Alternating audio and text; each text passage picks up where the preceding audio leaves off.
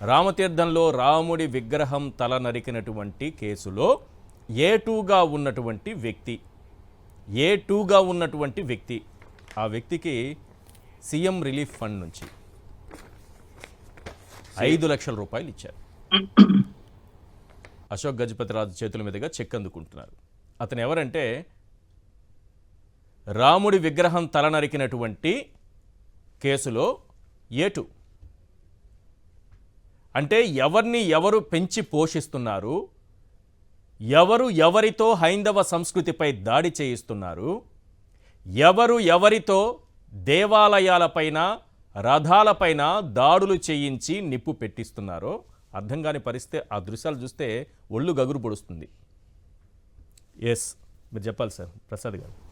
రోజు కాశీనాయని క్షేత్రంలో జరిగినటువంటి సంఘటన ఇప్పటి వరకు పవన్ కళ్యాణ్ గారు స్పందించలేదు. ఎందుకు పవన్ కళ్యాణ్ గారు ఒక అటవీ శాఖ మంత్రులు మాత్రమే కాదు, వారు సనాతన ధర్మాన్ని భుజాన వేసుకొని హైందవ సంస్కృతిని పరిరక్షిస్తున్నటువంటి వ్యక్తి. మరి వారు దీనిపైన మాట్లాడాలి కదా. ఈరోజు లక్షలాది మంది భక్తుల మనోభావాలు దెబ్బతిన్నాయి. ముందుగా సాక్షి టీవీ ప్రేక్షకులకు నమస్కారం అండి. అలాగే ప్యానల్లో ఉన్న పెద్దలకి మీకు కూడా నమస్తే. ఇప్పుడు ఒక విషయం నేను చెప్పగలను. ఇప్పుడు కరెక్ట్గా ప్రాబ్లం వచ్చినప్పుడు సింగపూర్లో ఉన్నారనుకోండి, ఎలా ప్రతిస్పందిస్తారు? అందుకని ప్రతిస్పందించలేరు. ఎక్కడ? సింగపూర్లో ఉంటే. సో ఎక్కడున్నారో అక్కడే స్పందిస్తారు. ఇప్పుడు లోకేష్ గారు ట్వీట్ ఇచ్చారు, అన్నదమ్ముల అనుబంధం సినిమా నడుస్తుంది, గమనించట్లేదు. లోకేష్ గారు ట్వీట్ ఉంటుంది, ఇలా చేయకపోయి ఉంటే బాగుండేమో. అవును, ఇలా చేయకపోయి ఉంటే బాగుండేమో కాదు, నాకు తెలియక అడుగుతా. రిట్ ఆఫ్ మ్యాండమస్ తీర్పులు ఇలాంటివన్నీ అటవీ శాఖ మంత్రిని తప్పుపడుతూ పెట్టారా, సనాతన ధర్మాన్ని తప్పుపెడుతూ పెట్టారా? ఎందుకంటే ఆ రోజు అక్కడ తిరుమల తొక్కిసలాట ఘటనకి సంబంధించి పవన్ కళ్యాణ్ గారు ఏమో క్షమాపణ కోరాలి అన్నారు, మనోడేమో చెప్పనంటాడు. చెప్పలేదు కదా. ఇప్పుడు క్షమాపణ కోరాలి అనకుండా ఆ అర్థం స్ఫురించాలి ఈయన పెట్టారు. అదే సార్, ఇప్పుడు 12.98 హెక్టార్లకు సంబంధించిన దాంట్లో 7th August 23 మీరు ఇందాక చెప్పినట్టు కరస్పాండెన్స్ స్టార్ట్ అయింది. భూపేంద్ర యాదవ్ గారికి గౌరవ ముఖ్యమంత్రి స్థానంలో జగన్మోహన్ రెడ్డి గారు రాసిన కరస్పాండెన్స్ ఏంటంటే, ఇది డీలిమిట్ చేయండి, దీన్ని ఆ రిస్ట్రిక్టెడ్ ల్యాండ్ నుంచి ఫారెస్ట్ ల్యాండ్ నుంచి బయటికి తీయండి అని, రిజర్వ్ ల్యాండ్ కింద దీన్ని డిక్లేర్ చేయండి అని చెప్పారు. తదనంతరం ఒక ప్రభుత్వం ఆగస్టు 23 అంటే 24, 25 2 సంవత్సరాల తర్వాత ఈ ప్రభుత్వం రాగానే ఆగమేఘాల మీద కలెక్టర్ గారితో చర్యలు అన్నప్పుడు, దీనికి ఓవర్ యాక్షన్ చేస్తూ సనాతన ధర్మ పరిరక్షణ అన్నప్పుడు, మీరు ఇందాక రామ తీర్థాల గుడి ఒకటి, కుక్కుటేశ్వర స్వామి రథం ఒకటి, ఇన్ డెప్త్ మీరు వెళ్తే ఎవరు కాల్చారో క్రిస్టల్ క్లియర్గా ఉంది. కానీ ఒక తండ్రి స్థానంలో ఉన్న ముఖ్యమంత్రి కడుపులో పెట్టుకున్నాడు అవన్నీ. ఇలాగ ఈ జిచోరాషాలు లేచి ఉంటే ఈరోజు తోలు చిరిగిపోయి ఎక్కడ ఉండదో ఆలోచించుకోమనండి. మోర్ ఓవర్ ఇవాళ మీకు చెప్తున్నాను, సనాతన ధర్మం అన్న దగ్గర ఎప్పుడైతే నాస్తికుడు అస్తికుడుగా మారినట్టుగా నటన మొదలైతే అస్తికత్వం పరిరక్షించబడదు. అందుకని దేవదేవుడి యొక్క సన్నిధిలో జరుగుతున్న మకిలిని కడగడానికి వీళ్ళు కింద నుంచి పైకి, పైనుంచి మెట్లు కడిగితే కాదు, ఒరిజినల్గా వీళ్ళు చేస్తున్న దాష్టికాలని ఏం చేయాలన్నది ప్రశ్నార్థకంగానే మిగులుతుంది. ఉదాహరణకి మీరు చెప్పినట్టు దేవదేవుడి సన్నిధిలో కొవ్వు పదార్థాలు కలిసి అని అనాలోచితంగా మాట్లాడే నిర్ణయాలు, దాని పర్యవసానాలు, తర్వాత ఆ దగ్గర వైకుంఠ ఏకాదశి సందర్భంగా తొక్కిసలాట 8 మంది బాధ్యత రాహిత్యంగా, ఇందాక విష్ణు గారు చెప్తున్నట్టు అతనికి మళ్ళీ రీపోస్టింగ్ ఇచ్చారంటే అది క్లిస్టర్ క్లియర్గా కుప్పం పరిసర ప్రాంతాల్లో చంద్రబాబు నాయుడు గారి పర్యటనకి ఎంటైర్ పోలీస్ డిపార్ట్మెంట్ 2000 పైచీలకు అక్కడ డిప్లాయ్ అయి ఉంది. సో ఆ పరిసర ప్రాంతాల్లో ఒక డెప్యుటేషన్ మీద వచ్చిన అతని మీద స్పాంటేనియస్ రియాక్టివ్ మోడ్లో ఎస్పీ వచ్చేదాకా అతను మాత్రం ఏం చేస్తాడు? రెస్పెక్టివ్ పోలీస్ డిపార్ట్మెంట్కి ప్రొటెక్షన్ ఇవ్వడానికి స్ట్రెంత్ ఇవ్వకపోతే వాళ్ళు ఎక్కడి నుంచి తీసుకొస్తారు? ఓ పక్క అటుపక్కకి వెళ్ళి డ్యూటీ చేసి రావాలి, ఇమీడియట్గా పక్కన ఉన్న స్టేషన్లో పిలుచుకుని చేయడం వల్ల వచ్చిన ఉపద్రవం. ఇది కాక ఈ సనాతన ధర్మం అనేది సినిమా షూటింగ్కి పరిమితమైన వాస్తవాన్ని ప్రజలు గ్రహించకుండా ఇదే పరిరక్షణ కొనుక్కుంటే అనవసరంగా మనం మోసపోతున్నట్టుగానే దీన్ని పోర్ట్రేట్ చేయాలి. ఎందుకంటే రామతీర్థాలు తల తెగినప్పుడు మా నాన్నగారు చొట్ట ఎక్కడ వెలిగించుకుంటారు, అక్కడ సిగరెట్ కాలుస్తారు, ఇవన్నీ అనవసరమైన పేలాపలతో ఎలక్షన్ క్యాంపెయినింగ్లోనే ముడిపడి ఉన్న దగ్గర ఇవాళ సడన్గా సనాతన ధర్మం ఉన్న దగ్గర రామతీర్థాల దగ్గర వీళ్ళు ఫిజికల్ ప్రెసిడెన్స్ లేదు. మీరు ఇందాక చెప్పినట్టు ఆ ముంతాజ్ హోటల్ విషయంలో దాష్టికాలు ఆ స్వాములను కొట్టారు చూడండి, ఆనాడు కూడా శివస్వామి గారు అక్కడ ఉన్నారు రాముడు తల తెగినప్పుడు. కుకుటేశ్వర స్వామి టెంపుల్ దగ్గర కూడా ఆయనే ఉన్నాడు. ఇవాళ ముంతాజ్ హోటల్ విషయంలో కూడా ఆయనే ఉన్నాడు. సో ఆ స్వామి మీద ఇంటెన్షనల్గా తీసుకుంటున్న ఒక కక్ష గమనించుకోండి.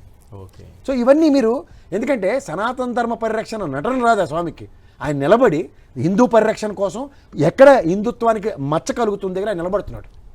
సో ఇది మీరు వాస్తవానికి దగ్గరగా ఇవాళ పాప వినాశనం దగ్గర కూడా నాకు తెలిసి అతి దగ్గర with span of no time అని మళ్ళీ దానికి దీక్ష తీసుకుంటాడు, దాన్ని కలంకితం చేయలేదు. లేదు, వెంటనే విత్డ్రా అయ్యామని చెప్తున్నారు. నేను ఎందుకంటే చెప్తుంది అదే భక్తుల నుంచి వెంటనే ఒక రియాక్షన్ రావడంతో విత్డ్రా అయ్యారు, లేకపోతే ఇప్పటికి అన్ని అనుమతించేసేవాళ్ళు. నేను చెప్తుంది అదే సార్. శివస్వామి గారు అనే వ్యక్తి ఆయన కంకణం కట్టుకుని హిందూ పరిరక్షకుడు గారు ప్రతి దగ్గర ఆయన చేస్తున్న పని గమనించుకోండి.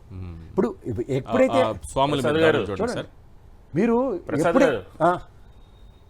ప్రసాద్ గారు సార్ సార్ శివస్వామి కాదు ఆయన ఉత్తరాంధ్రలో ఉన్నటువంటి శివానంద స్వామి, శివస్వామి కాదు ఆయన. శివస్వామి వేరే ఉంటారు, విజయవాడ శివానంద స్వామి ఉత్తరాంధ్ర సంబంధించిన. ఏమన్నా నేను ఆయనతో రెగ్యులర్ మాడుతూ ఉంటాను, ఆయన శివస్వామి సార్ అని మాట్లాడుతూ ఉంటాను. అందుకని ఆయన ఇలా చెప్పాను.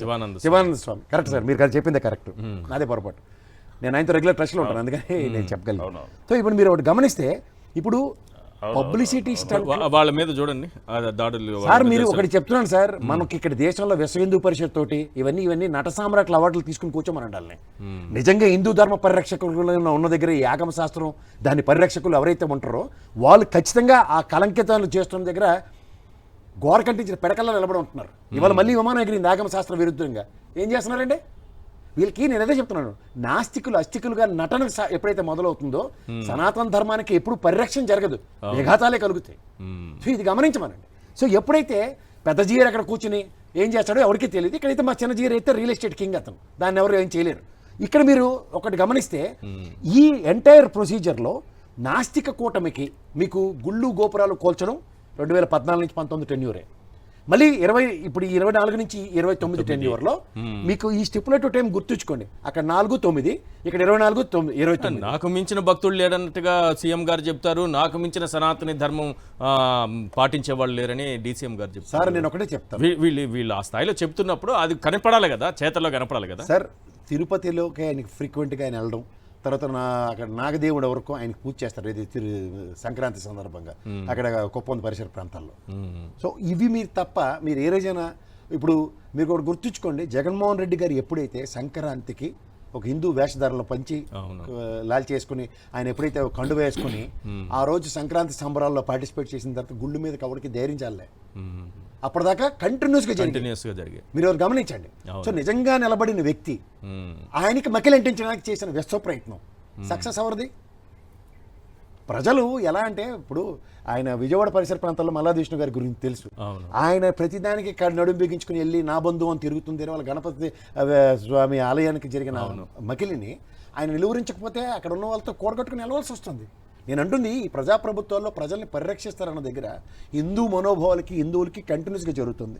1990లో ఆ స్వామి అక్కడ కైంకర్యం చెందిన తర్వాత ఆ పవిత్రతని పరిరక్షించుకుంటూ పట్టిడను. ఇవాళ నాడు నేడు స్కూల్ పరివర్తన కాదు సార్, దాన్ని కూడా పరిరక్షించడానికి చిత్తశుద్ధి చాటుకున్నాడు.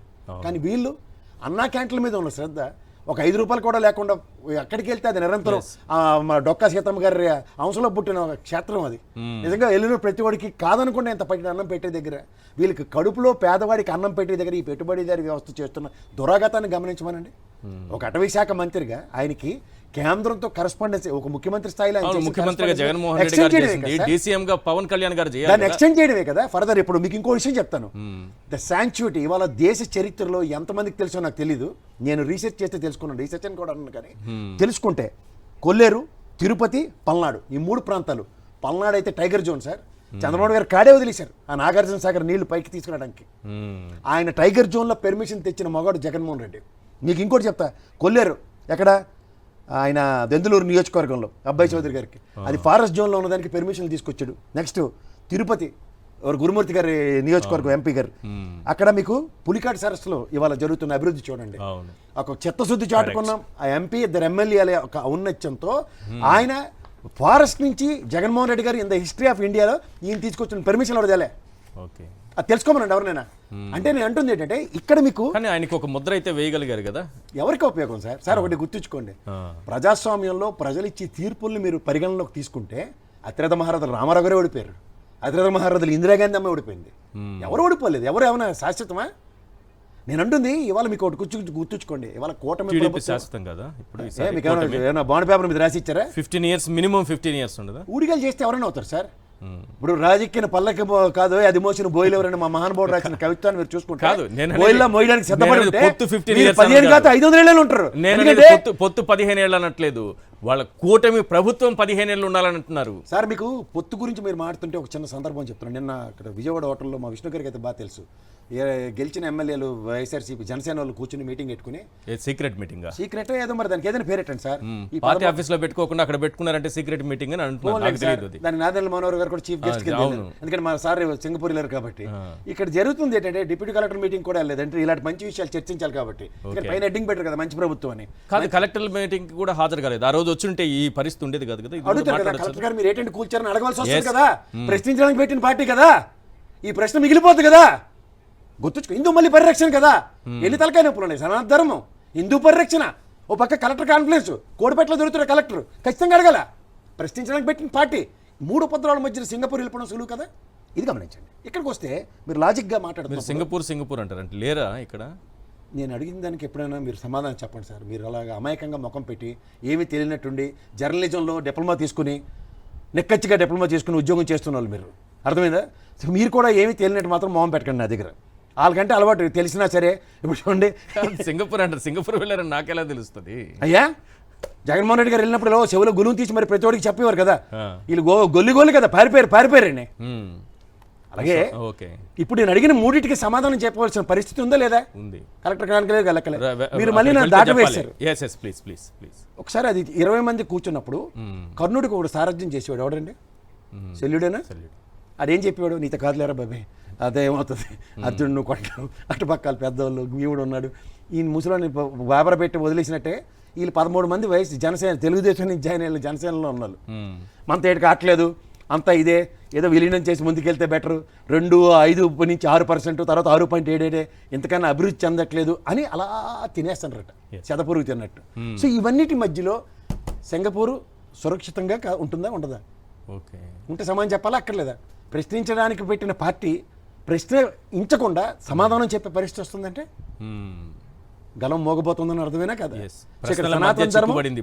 సనాతన ధర్మ పరిరక్షకుడుగా నిజంగా కాశీనాథ్ జ్యోతి క్షేత్రంలో జరిగిన దాష్టికాన్ని, ఎందుకంటే the necessary correspondence with respect to Bhupender Yadav అటవీ శాఖ మంత్రితో respect to chief minister chair నుంచి జరిగిన కరస్పాండెన్స్ కి it is nothing but an extension or not?